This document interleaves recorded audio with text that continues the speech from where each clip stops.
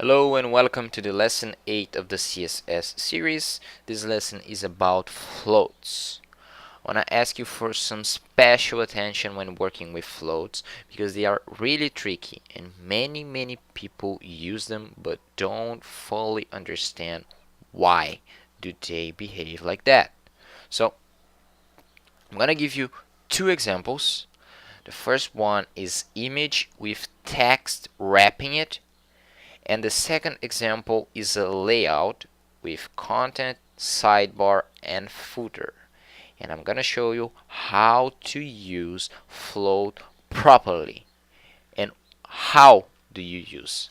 So first example, we have image, text, and two blocks here. Please pay a lot of attention. An image, text, and blocks. Okay, so we want the image to be floated and the text to wrap around it, as you can see in lots of websites. So I'm gonna float the image to the left to allow the text to come wrap it. So this is how it works. This is really simple, just a float. The text is gonna behave like that. You can add some padding around the image so the text doesn't stay so close. This is really common to use that, and we can use float right as well. It works the same way, just in the opposite side.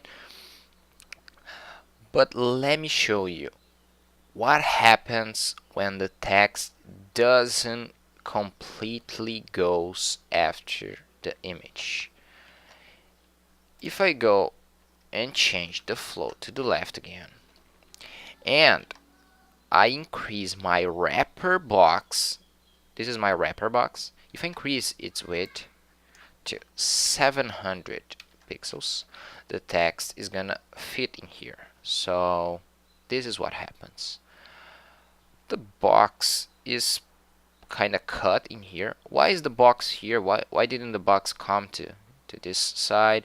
And let me show you even better. 800 pixels. What?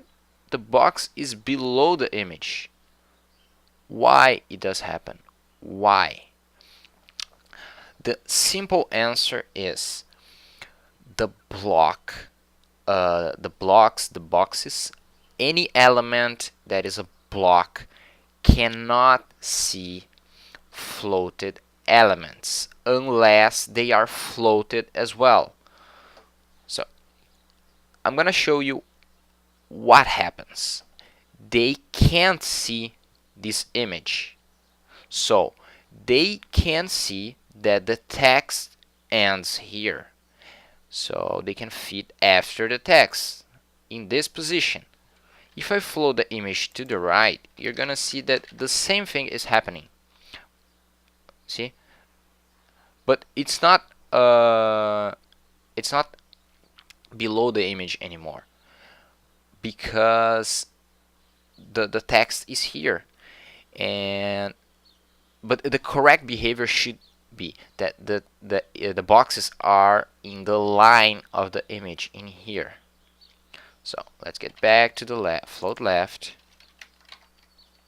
and show you the two possibilities we have. First of all, if you want the boxes to follow the text and also wrap the image, also wrap the floated element, we can float them as well. So float left, second box is gonna put it in here.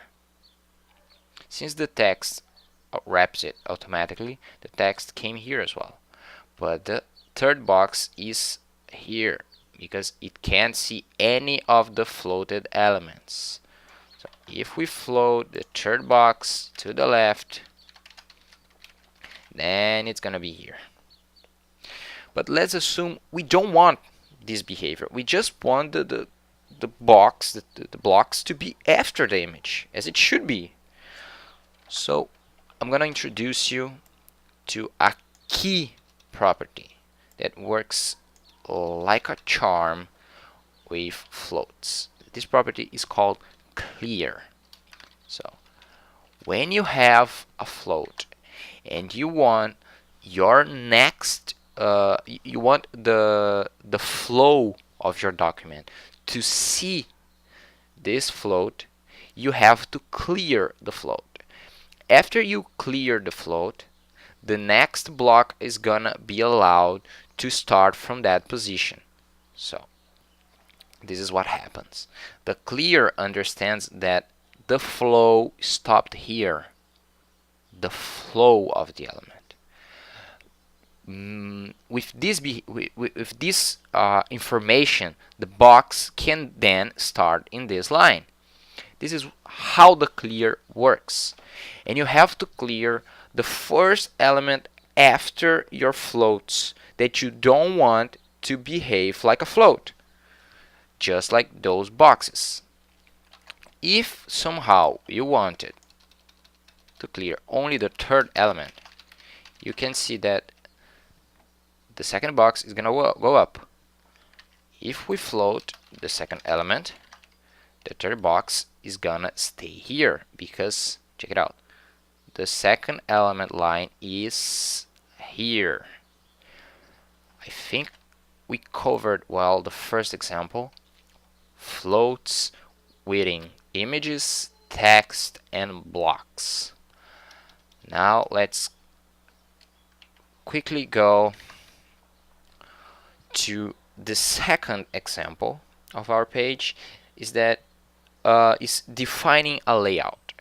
So I'm gonna hide this one, display known. I'm gonna introduce you to display later, and I'm gonna display this to blocks. So now we have a second example here. This example is a content area. As you can see, this is a content area of a web page. This is a sidebar, and this is a footer. Pay close attention to what's gonna happen. Usually, when we want the sidebar to be in the side of the content and then having the footer after both of them, this is like a really standard layout. We just float the content to the left and we float the sidebar to the right, and ta-da, this is happening. But we have a problem here. The footer is going up there and the text is staying. What the hell? You can think, no, this is the same behavior I showed you in the previous example. So after after the floats we have here, the content and the sidebar, we have to add a clear. We have to clear our footer so it doesn't go up. If we clear the footer is gonna be where it should, after the sidebar and after the content. This is really easy to understand. If you wanted the footer to work as a box and to go to this position in, below the content but not below the sidebar, you'd have to float it as well. So float left would position the footer in here. If you wonder that, this is the answer. If you want a large footer, 100% wide, and after these elements you clear, and your layout is now complete. I think we covered the most important part of floats. If you learn them correctly, you're gonna be able to use them really well. They are really useful nowadays. So I hope you enjoy this class. Thank you very much for watching. See you in the next lesson, and bye.